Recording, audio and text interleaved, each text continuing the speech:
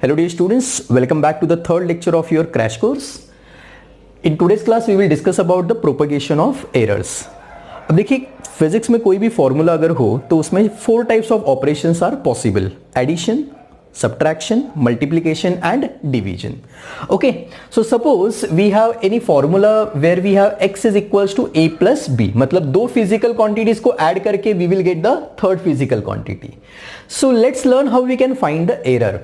तो suppose when we are measuring the quantity a और उसमें हमने जो error produce किया है वो है delta a, और b के मेजरमेंट में जो एरर प्रोड्यूस हुआ है वो है डेल्टा b. तो what will be the error in the measurement of x? It will be delta x. कैसे कैलकुलेट करेंगे? Delta a plus delta b.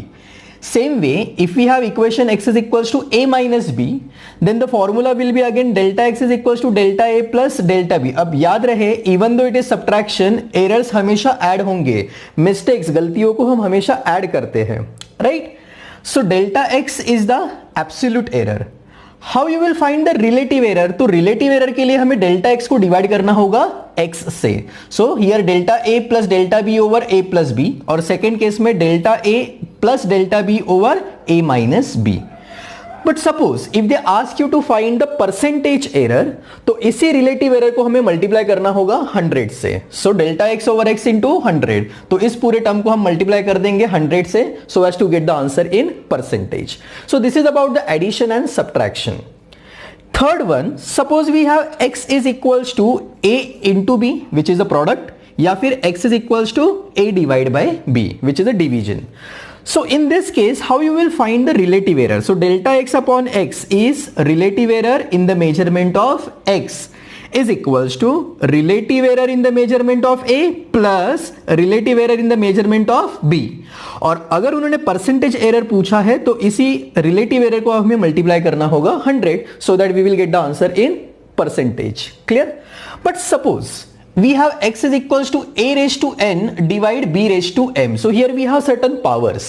So how you will find the relative error in x? Delta x over x is equals to, तो a की power क्या है? n. तो हम लिखेंगे n into delta a over a plus, okay, b की power है m, तो m multiply delta b over b. Is this clear everyone? तो यहां पे आपको एक बात याद रखनी है कि जो भी पावर है उस पावर से हम उस पर्टिकुलर रिलेटिव एरर को मल्टीप्लाई कर देंगे. इसी में अगर उन्होंने परसेंटेज एरर पूछा है, we will simply multiply by 100. Is this clear? Now look at this question. This is a question from your 2018 examination. x is calculated as a square b square divide by c. Question में दिया है कि a के measurement का error है 2%, b के measurement में error है 3% एंड c के मेजरमेंट का एरर है 4%. Then what will be the error in the measurement of x? Options are 7%, 14%, 21% and 28%. See carefully, all the options are given in percentage, means we have to find the percentage error. Now what is the formula for percentage error in x? It is delta x over x into 100 because I want answer in percentage. Okay, first we have a square. A square है तो इसे हम लिखेंगे 2 times percentage error in a which is delta a over a into 100% plus percentage error in b, तो b square है तो इसे लिखना है 2 times delta b over b multiplied by 100% divide by c.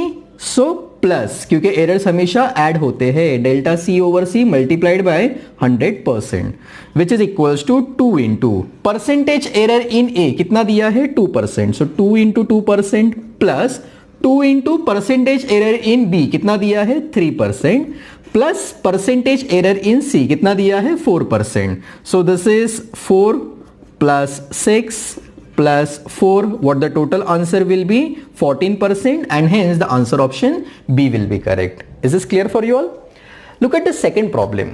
Okay, in the second problem it is said that there is a rectangular plate, there is a square plate, and इस square plate पे हमने जो force apply किया है उसमें error produce हुआ है 4% का, और उसकी लेंथ के मेजरमेंट में जो एरर प्रोड्यूस हुआ है वो है 2%. याद रखना, in the question it is said that it is a square plate. So what will be the percentage error in the measurement of pressure? तो यहां पे सबसे पहले हमें प्रेशर का फॉर्मूला पता होना जरूरी है. Okay, so we know that pressure is calculated as force upon area. As I told you, it is a square plate. So if it is a square plate, then the area will be L square. Clear? So how you will design the formula for percentage error in pressure? Delta P over P into 100% is equals to percentage error in force. कैसे लिखते हैं? Delta F over F multiplied by 100%. Okay, plus errors हमेशा add होते हैं. L square है तो यहां पे लिखना है 2 times percentage error in L, which is delta L over L into 100%. So this is equals to force की मेजरमेंट का एरर कितना दिया है? 4%. तो इसे हमने लिखा 4% plus 2 into what is the error in the measurement of length? 2. So this is 2%. So 4% plus 4%. What the answer will be? 8%, and hence the answer option D will be correct. Is this clear? Now look at this third problem. In the third problem, it is said that there is a mass m and this mass is running with certain velocity v. Okay, तो velocity के measurement में they had introduced an error of 50%. The question is, what will be the percentage error in the measurement of kinetic energy?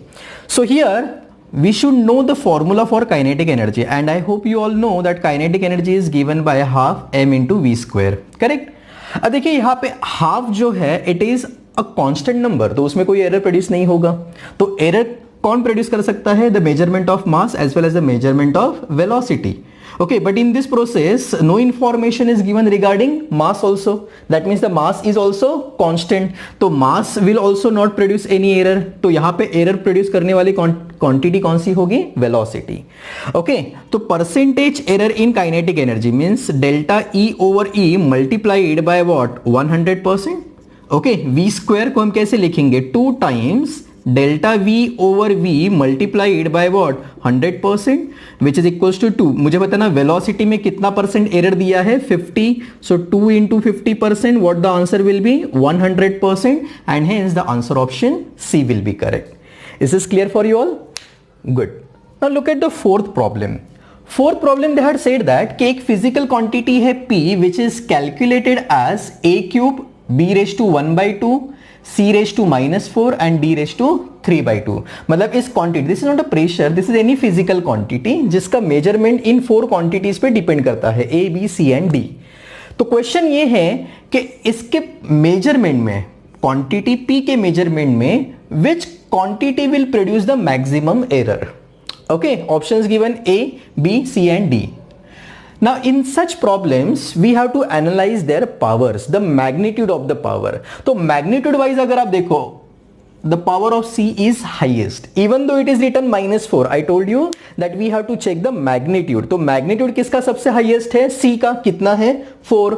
Okay, so which quantity will produce the maximum error? It is C, because if you remember इस power से हम उस error को हमेशा multiply करते हैं. Is this clear? Okay, so therefore answer option C will be correct.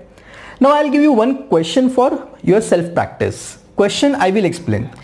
The heat is calculated as I square RT. Okay, तो current के measurement में they had introduced an error of 3%. Resistance they had introduced an error of 4%, and time के measurement में they had introduced the error of 6%. So the question ये है कि heat के measurement में कितने परसेंट का error produce होगा? Options given 17%, 16%, 19% या 25%. Kindly practice and post your answers in the comment section. Thank you all.